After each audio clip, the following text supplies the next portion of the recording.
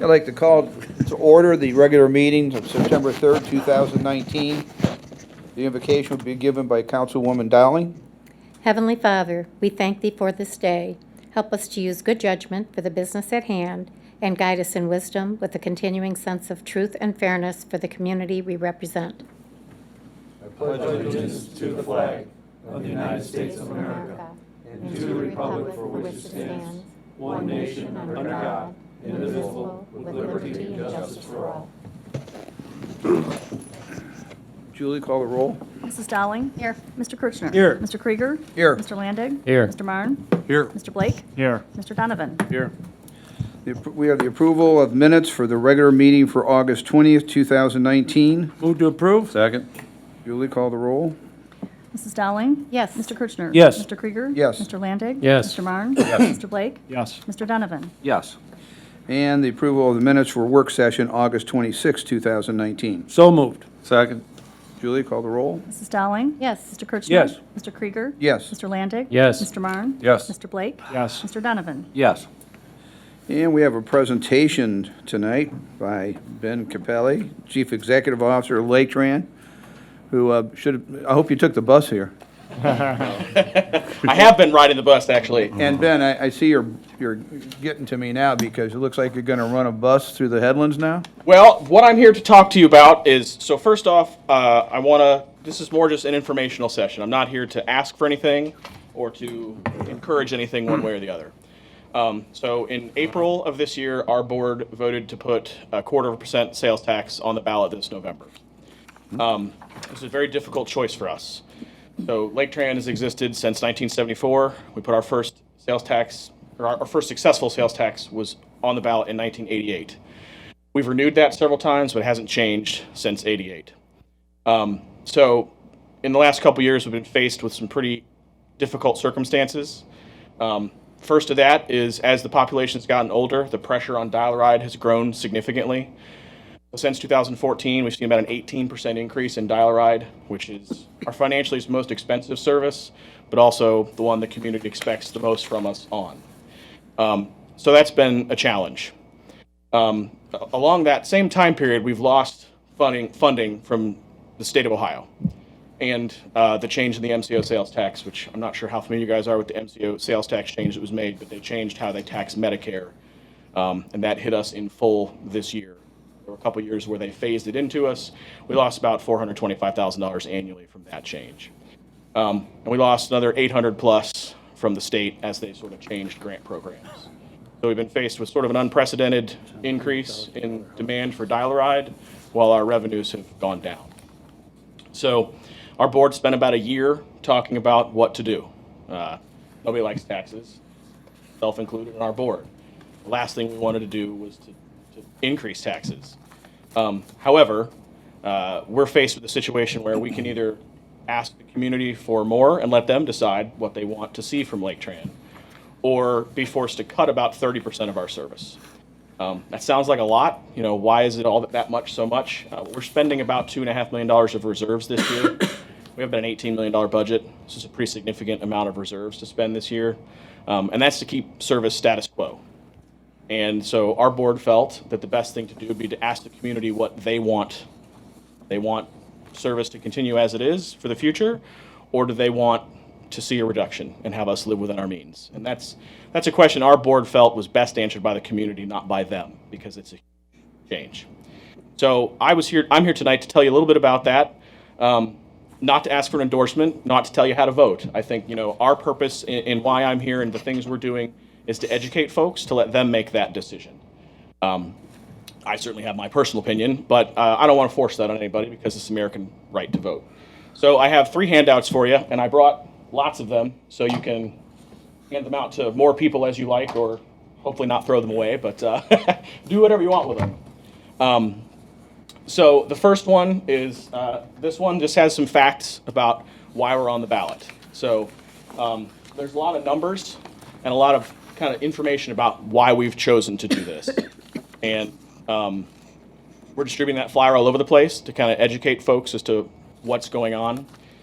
The second one is one that is I don't bring to every meeting, but I brought here. So about 75% of the money from the levy, if it were to pass, would be spent on dial-a-ride, because that's the service that is in the most demand, and most of the time is the service the community wants the most from us. However, we know we need to do a better job connecting employees to employment sites. Tyler Boulevard is one of the places we see the most demand. I'm sure you guys hear that all the time. I met with John Gallagher from CRT the other day, the HR guy over there, talking about how important transportation was for him to hire new workers. So what we have creatively named Route 8, because we're a real creative bunch, is a proposed route that we would implement if the levy passed, which would provide service to a lot of places that people ask for all the time. Tyler Boulevard, Center Street, right out front here, you'd have service to the Civic Center, Mentor on the Lake, Mentor Headlands, Heisley, and quite a few places that we get requests constantly for. You can see there's some statistics on there. We have a really cool piece of software that tells us how many people live within 3/4 of a mile of that bus route and how many jobs are within 3/4 of a mile of that bus route. And the route we sort of have drawn out here performs about as well as our other routes around the county. So other people have said, are you just doing this to patronize folks, to put a line on a map to say you have it? The answer is no. We've done a lot of research to suggest that this route would actually perform pretty well and really make some meaningful connections to folks that don't exist now. The other thing I have is a schedule of public meetings, sort of like a public hearing. We want the community to have the opportunity to talk to us and ask questions about what we're doing, why we're doing it, and just be able to, yell at us or ask, kind of do whatever they want. We want to make sure folks have a chance to be educated about this because, we don't want it to be a secret. We want people to know what they're making the decision on. The City of Mentor is the largest recipient of Lake Trans services in the county, so you guys get more service from us than anybody else. You get about 53,000 dial-a-ride trips a year. Your single largest destination on dial-a-ride is the Mentor Senior Center with over 10,000 trips a year. Honestly, that one surprised me when we looked up the data. I thought it would be a couple other places. Mentor CDC is second with about 8,000 trips a year, and then Beacon Health, or what is called Crossroads now, is the third largest. So a lot of dial-a-ride trips come from other parts of the county into Mentor to support those businesses, and a lot of people use dial-a-ride to get to the Senior Center. You also have the busiest express route into downtown Cleveland. Transports about 70,000 people a year over on Market Street. So a lot of residents take advantage of that bus service. And then our 4 busiest fixed route services also provide service to the City of Mentor, Great Lakes Mall, and all those areas. So Mentor is probably the largest and most important community to us because it's where a ton of the ridership comes to and from. So if the levy were to fail, which is kind of the negative side, that 30% service cut would equal about 15,000 dial-a-ride trips cut to the City of Mentor. 3,000 trips to the Senior Center, and you guys can kind of go down the line and think about that. So my other purpose is to let you guys ask questions of me about, why is Lake Trent on the ballot? What are you doing? Why are you doing it this way? Or really anything that you want to know. It doesn't have to be levy related. It could be anything about Lake Trent because I love talking about buses and I can talk about it for way longer than most people want to hear me. I will say I'm sorry I don't have a suit on today. I learned early on in the crutching process that a suit all the fabric makes it immensely more challenging to keep the crutches in the right place. So I figured I shouldn't fall again. But that's kind of my brief spiel. I was curious if anyone had any questions or anything I can provide more information. Go ahead, Scott. Go ahead. I just want to make a comment, Ben. I'm really thrilled to see the headlands added. And the Tyler Boulevard extension, I'm actually looking, and you would be going right by my business. And anybody in manufacturing knows that without temps now, we just cannot staff. And I've got to say truthfully, probably 3 out of 4 temps do not have vehicles. They have to depend on getting rides from other people, which makes them not dependable, and a lot of times it prevents them from turning into a full-time employee because they're not dependable. So I think that Tyler Boulevard is I'm really pleased to see that. How is the redevelopment of downtown and more people living downtown affecting you guys? Because one thing I was shocked at, I just noticed it a couple of weeks ago when I was driving by Market Street, is how crowded Market Street is with the parking lot, with everyone in the dial-a-ride service. I mean, you guys are almost at capacity there. Yeah, Market Street is our busiest park and ride by a good margin.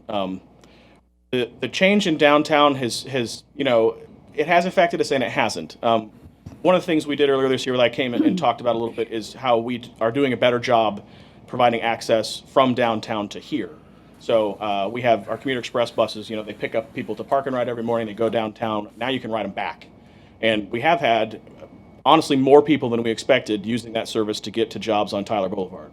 The interesting thing we've learned is those folks ride the bus for 3 to 4 months and then we kind of lose them. And we're hoping it's because they're getting a good paying job, they can afford a car, and then they're hopefully moving out here. So we've been trying to do a better job connecting downtown in 2 directions, not just the one. Got it. Thanks.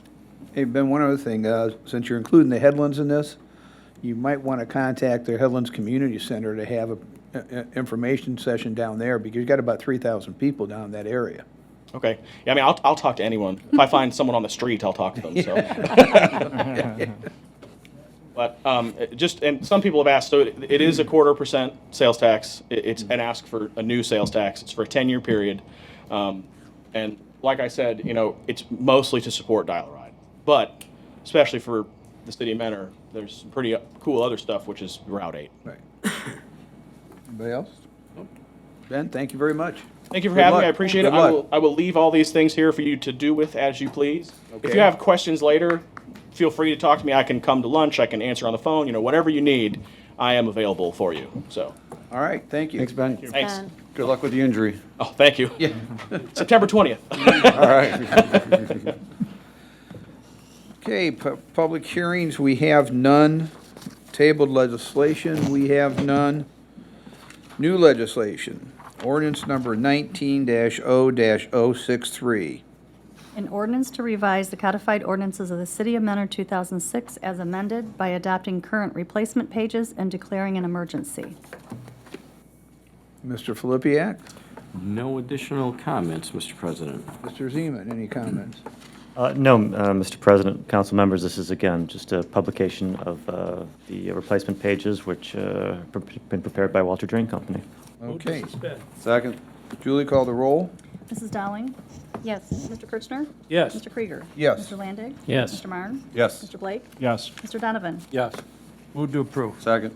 Julie, call the roll. Mrs. Dowling? Yes. Mr. Kirchner? Yes. Mr. Krieger? Yes. Mr. Landig? Yes. Mr. Marne? Yes. Mr. Blake? Yes. Mr. Donovan? Yes. Ordinance number 19-0-063 has been approved. Ordinance number 19-0-064. An ordinance amending the codified ordinances of the City of Mentor 2006 as amended, Part 3 Traffic Code and Part 5 General Offenses Code, and declaring an emergency. Mr. Filipiak, Nothing further. Mr. Zeman, Again, Mr. President, members of council, this is to harmonize our general offenses as well as traffic code with state law. These replacement pages have been prepared by the Walter Drain Company. thank you very much. Move to suspend. Second. Julie, call the roll. Mrs. Dowling? Yes. Mr. Kirchner? Yes. Mr. Krieger? Yes. Mr. Landig? Yes. Mr. Marne? Yes. Mr. Blake? Yes. Mr. Donovan? Yes. Move to approve. Second. Julie, call the roll. Mrs. Dowling? Yes. Mr. Kirchner? Yes. Mr. Krieger? Yes. Mr. Landig? Yes. Mr. Marne? Yes. Mr. Blake? Yes. Mr. Donovan? Yes. Ordinance number 19-0-064 has been approved. Ordinance number 19-0-065. An ordinance to authorize transfers of funds, advances of funds, and revisions to appropriations, and declaring an emergency. Mr. Filipiak. Thank you, Mr. President. Mr. Malinowski, please. Thank you, Mr. Filipiak. Members of council, this ordinance does several things involving quite a bit of money. We are doing 3 permanent transfers out of our general fund, as noted in the ordinance, the largest being $1.5 million into our street fund from the general fund, and then several temporary advances. Predominantly by law, we have to return advances, and we are re-advancing back into our general fund. The net effect to the general fund on this entire ordinance is a favorable $500,000 to the general fund. When you net the return of advances, approximately $5.9 million, against all of the transfers and new advances, which add up to $5.4 million.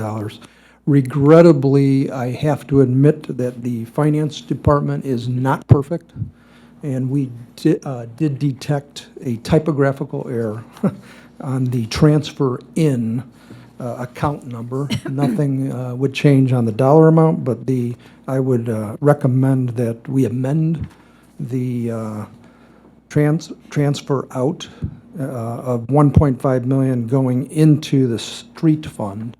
That should be account number 110, first three digits, as opposed to the 139. That is noted on the ordinance, and I would recommend approval with that change. Okay, thank you. I would amend as requested. Second? Julie, call the roll.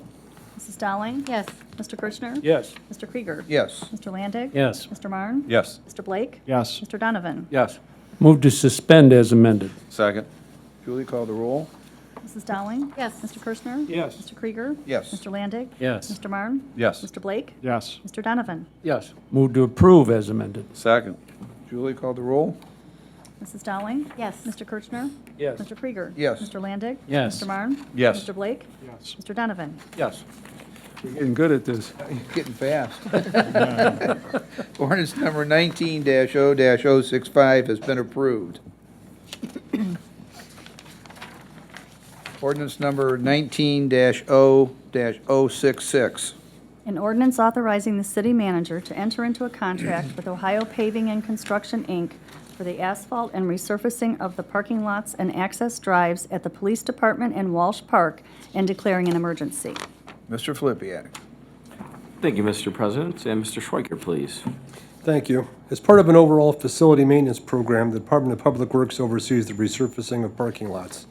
Bids were opened on August 27th for the resurfacing of the Mentor Police Department driveway and rear parking lot, along with the resurfacing of the driveway and parking lot at Walsh Park. 5 bids were received for this work, with the low bid being submitted by Ohio Paving and Construction, Inc., with an overall low bid of $128,740.46. Thank you. Counsel. Move to suspend. Second? Julie, call the roll. Mrs. Dowling? Yes. Mr. Kirchner? Yes. Mr. Krieger? Yes. Mr. Landig? Yes. Mr. Marne? Yes. Mr. Blake? Yes. Mr. Donovan? Yes. Move to approve. Second? Julie, call the roll. Mrs. Dowling? Yes. Mr. Kirchner? Yes. Mr. Krieger? Yes. Mr. Landig? Yes. Mr. Marne? Yes. Mr. Blake? Yes. Mr. Donovan? Yes. Ordinance number 19-0-066 has been approved. Ordinance number 19-0-067. An ordinance authorizing the city manager to enter into a contract with PennCare, Inc. for the purchase of one 2019 International Braun Chief XL ambulance and declaring an emergency. Mr. Flippia. Thank you, Mr. President. Chief Searles, please. Thank you, Mr. Flipiak. Mr. President, members of council, as you know, fire levy funding was approved in the 2019 budget for the purchase of a new rescue squad, and that's to replace the 2004 squad. We put a committee again together to evaluate squads, and their recommendation again is to continue with Braun. Braun has served us well for a number of years. And a rescue squad manufactured by Braun that meets our requirements and design specs is again available through the state term bid. The new squad will replace 1112 at Fire Station 1, and that squad will go into reserve status. The purchase price is $278,029, and it includes a 7-year, 150,000-mile premium warranty on the engine and chassis. And that's the best warranty offered, and it is at zero deductible, and that was recommended by our mechanics. So based on the above, it's the fire department's recommendation that the city manager be authorized to enter into a contract with PennCare of Niles, Ohio, for the purchase of one Braun Chief XL ambulance. And I'd be happy to answer any questions. Thank you. Counsel. Move to suspend. Second? Julie, call the roll. Mrs. Dowling? Yes. Mr. Kirchner? Yes. Mr. Krieger? Yes. Mr. Landig? Yes. Mr. Marne? Yes. Mr. Blake? Yes. Mr. Donovan? Yes. Move to approve. Second? Julie, call the roll. Mrs. Dowling? Yes. Mr. Kirchner? Yes. Mr. Krieger? Yes. Mr. Landig? Yes. Mr. Marne? Yes. Mr. Blake? Yes. Mr. Donovan? Yes. Ordinance number 19-0-067 has been approved. Second reading, we have none. Third reading, we have none. Manager's report. Thank you, Mr. President. And we do have a pavement open cut request from Aqua, Ohio to construct a new interconnect between their system and the Painesville Municipal Water System. The project will be a relatively small open cut to allow for the replacement of the interconnect. It'll also abandon a portion of 8-inch water line to the west of that interconnection T underneath the pavement. As a part of that, the city engineer will be asking them to fill that line to avoid any potential for cave-in over time there, and also include as a component of the permit the requirement to remove it in the future should that ever become necessary at their expense. Good. Move to approve. Second? Julie? Mrs. Dowling? Yes. Mr. Kirschner? Yes. Mr. Krieger? Yes. Mr. Landig? Yes. Mr. Marne? Yes. Mr. Blake? Yes. Mr. Donovan? Yes. Thank you, Council. Public Education Specialist Jerry Craddock was featured today on Fox 8 News as one of Cleveland's own for his safety education program and the first ever special needs safety program in the area. Jerry meets once a month at the Mentor Library and performs hands-on learning with special needs children, which helps them feel comfortable around first responders. And we are, of course, very proud of our fire department to be leading the way on a number of issues like this. With college-bound young adults leaving home for the start of the new school year, the Mentor Fire Department has posted some precautionary fire safety tips on their Facebook page for college-bound residents to follow in their dorms and other dwellings. So we've had another successful Mentor Rock season, which has come to an end after 13 weeks. We congratulate the Recreation Department in particular, as well as the Public Information Office, the Police Department, the Fire Department, and Public Works for another outstanding season. Also, this year's City Fest was a huge success, drawing on record crowds for both Friday and Saturday. And just a reminder to the public that there are still many more events that will be hosted throughout the fall that will be held at the Mentor Civic Amphitheater. In fact, this Saturday, September 7th, you can join us for Mentor Movie Night featuring Detective Pikachu, which is a PG-rated movie, at the amphitheater beginning at 7:30 p.m. So this is also a free event hosted by Cub Scout Pack 383, so bring a blanket or a lawn chair. Also a reminder that although Mentor Rock Series is over, the Mentor Farmers Market will continue at Garfield Park on Friday afternoons from 2 to 6 p.m. through the end of September. Contractor JTO has plans on beginning storm and limited sanitary work in mid to late November on Bell Meadow Street as the next phase of the Headlands Street Restoration Project. And prior to construction, the city and the contractor will hold a meeting with the residents of Bell Meadow to go over various aspects of the project and to answer any questions. And as you're already aware, Council President, we will coordinate that with your schedule. Work is anticipated to start on the Hendricks Hopkins resurfacing project in early October and finish by the end of October. That project involves resurfacing portions of Hendricks Road and Hopkins Road and providing bike path repairs along Hendricks Road. And finally, we have several new businesses that we wish to welcome to our community. Hobby Lobby at 7852 Mentor Avenue, Lakeshore Insurance Agency at 9167 Mentor Avenue, Bank of America at 7619 Mentor Avenue, Grassroots Boxing Club at 8900 Mentor Avenue, Classic Clean Auto Wash at 6985 Center Street, and Beltone Hearing at 9171 Mentor Avenue. So you've been busy, Mr. Malinchek. So that's all. Thank you. We wish them well. Thank you. Thank you. Mr. President, Yes. might be a little early. Do we still plan on doing the Winterfest that we did first annual what was it, February, I believe it was? That Mr. Kaminsky, that's real big in Medina? It's a little too early for that right now. We'll discuss that during the budget process and then go from there. So I thought it was a really neat event last year. Would have been better if we had snow, but, you know, what are you going to do? But, you know what I mean? You can't control that. True. Yeah, I think we learned a few things from it as a first-year event. I think it was successful as a first-year event. If we do continue it, we'll probably do it earlier in the season. Okay. I mean, it's just a lot of people around here when it becomes winter, you know, Earlier people in like the to winter stay, season, that you know, is. inside, you know what I mean? And True. There's a lot of things to do, you know, outside, especially if you're from Michigan or anywhere of that nature. I mean, I think they're outside more in the winter than they are in the summer, but, okay, appreciate it. Okay. All right. Clerk's correspondence. Nothing to report. Nothing to report. Commissioner and committee reports. Meeting minutes, Municipal Planning Commission from August 1st, 2019. Old business, we have none. New business, none. We have nobody before council. Move to adjourn. Second.